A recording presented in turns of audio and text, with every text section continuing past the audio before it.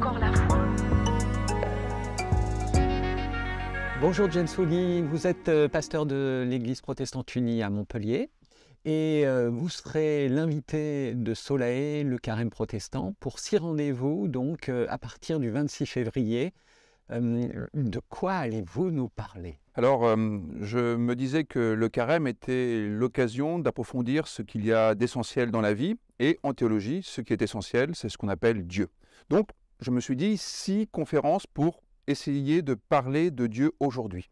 Et je me suis dit qu'une bonne façon d'en parler à nos contemporains, c'était de dire que Dieu désigne ce qui porte notre vie à son incandescence. Vous savez, quand vous allumez une ampoule, le filament est porté à son incandescence, c'est-à-dire qu'il est capable de donner toutes ses potentialités pour éclairer l'environnement, et en même temps, ça donne de l'intensité à la vie. Eh bien, je pense que Dieu, c'est ce qui donne de l'intensité et qui révèle les potentialités de notre existence. Chers amis auditeurs, ce temps de carême est une période de l'année que nous pouvons mettre à profit pour nourrir notre méditation personnelle sur Dieu, sur la vie.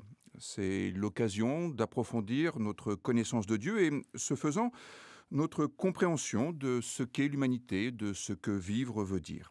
C'est un moment propice pour faire un pas de côté et prendre le temps de penser, pour prendre le temps de découvrir des aspects de la vie qui nous échappaient jusque-là et que Dieu nous révèle en nous faisant prendre conscience de potentialités insoupçonnées. 6 rendez-vous donc tous les dimanches après-midi à 16h sur France Culture.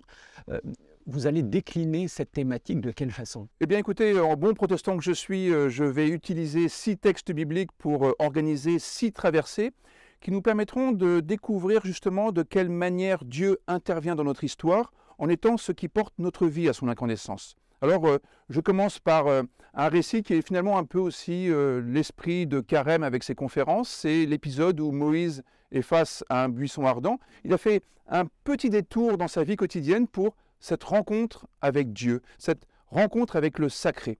Et nous allons y découvrir de quelle manière Dieu, c'est ce qui porte notre vocation à son incandescence. Au fond, on peut avoir une vie très routinière, mais parfois, elle se met à avoir du sens. Et la vie a du sens quand nous répondons à une vocation divine. On fera un retour en arrière puisqu'on commence avec l'Exode et on ira ensuite dans la Genèse. Alors, il y a effectivement un retour au premier chapitre de la Genèse, qui est vraiment un chapitre massif, très connu, mais que je vais essayer de faire entendre d'une manière un peu nouvelle, par ressusciter un peu le goût de ce texte, pour y entendre que le rédacteur biblique considère que Dieu, c'est ce qui nous permet de découvrir toutes les potentialités de notre monde, de notre environnement.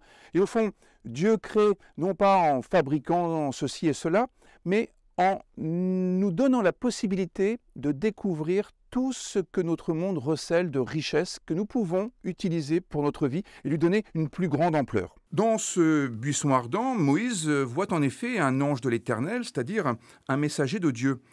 Et ce messager divin va l'orienter vers Dieu, avec qui il va s'entretenir tout au long du chapitre, et de multiples fois pendant toute la suite d'une histoire qui le conduira à la porte de la terre promise, une terre promise par Dieu, où chacun sera libre de vivre selon son idéal de vie, et non selon ce qui sera imposé de force par quelqu'un comme le Pharaon. Moïse va donc parler avec Dieu. Parler avec Dieu.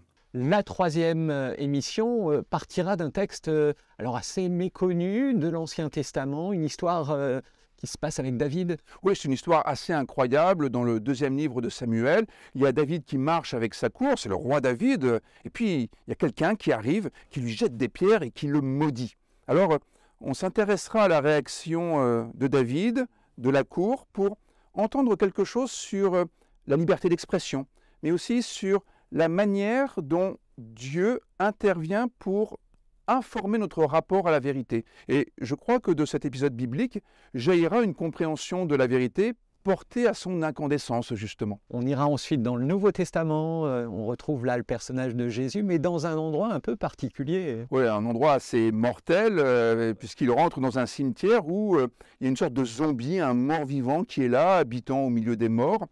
Et je pense que c'est une manière pour le rédacteur biblique de nous faire comprendre à quel point Dieu ressuscite des personnalités malmenées, des gens qui, en quelque sorte, vivent dans une vie à sous-régime, dans l'ombre d'elles-mêmes.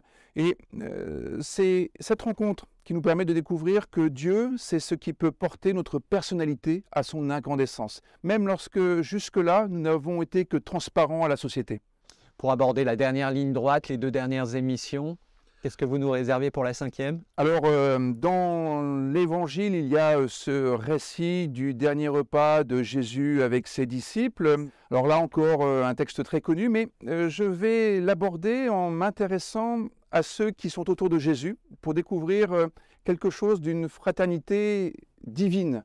Et du coup, la fraternité, ce n'est pas simplement ceux dont on est les frères biologiques, ce ne sont pas simplement les gens qu'on aime bien.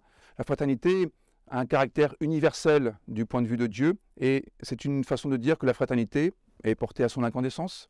Et donc avec un thème comme celui-là, Dieu, l'incandescence de la vie, j'imagine que la dernière, c'est l'apothéose.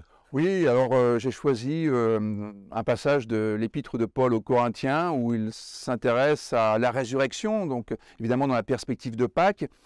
C'est une façon d'interroger notre rapport à la mort et de découvrir que Dieu, c'est ce qui nous libère de l'angoisse de la mort. Et du coup, c'est ce qui nous rend libres de vivre.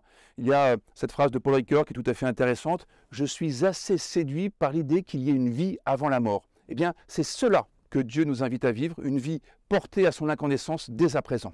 À quoi bon faire un carême? Le carême protestant, c'est pas une habitude dans tous les milieux protestants? Oh, on peut même dire que le carême a plutôt mauvaise presse dans le milieu protestant, on s'en méfie. Et pourtant, je pense que c'est un acte spirituel vraiment important parce qu'on se rend bien compte que bien souvent notre vie nous échappe. Voilà, on est dans une sorte de routine et au fond ça n'a plus beaucoup de sens. Et les gens s'usent, il y a une forme de lassitude qui s'installe.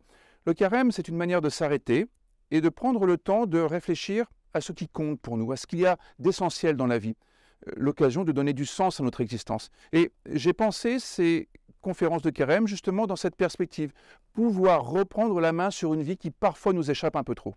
Alors c'est donc à écouter tous les dimanches à 16 h sur France Culture pendant ces 6 dimanches qui précèdent Pâques, mais on peut aussi commander, je crois, le texte de l'ensemble de vos interventions. Oui, et dans une certaine mesure, il ne sera pas inutile d'en faire l'acquisition, parce que j'ai essayé de donner une nourriture assez dense. Et donc, reprendre le texte écrit, ça sera peut-être aussi l'occasion de découvrir des choses qu'on n'aura pas bien entendues ou de prendre le temps de la réflexion. Moi-même, je serai disponible pour en discuter avec celles et ceux qui en voudront.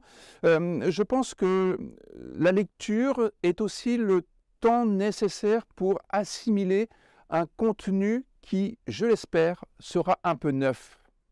Merci beaucoup, James Woody. Avec grand plaisir.